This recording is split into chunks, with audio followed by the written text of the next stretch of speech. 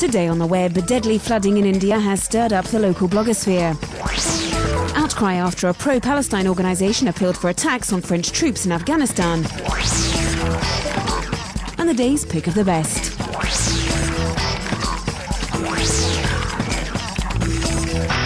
Heavy monsoon flooding in East India has killed 75 people over the past few days. Over 1,200,000 people have fled the region. The blogosphere reacts.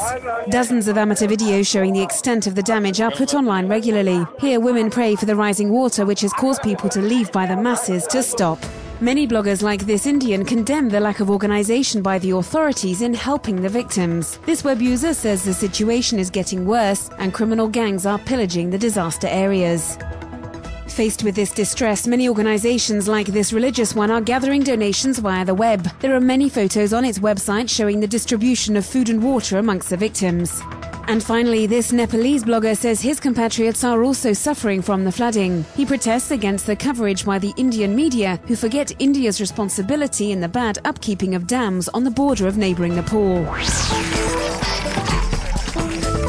Pro-Palestine, a French pro-Palestine organisation, have published a statement on their website calling for a multiplication of ambushes against French troops in Afghanistan.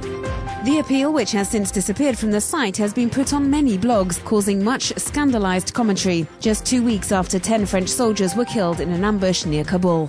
For this French blogger, organisations appealing for terrorism should be tried and punished. This organisation for the defence of military rights agrees and has pressed charges for justification of murder. On its site, it specifies that if debates on French presence in Afghanistan are legitimate, then the memory of dead soldiers should be respected. Pro-Palestine is calling for a protest against this French presence on the 6th of September in Paris, before the vote planned for the 22nd of September by the National Assembly. These online videos show the many generally anti-Israel demonstrations they have already organised.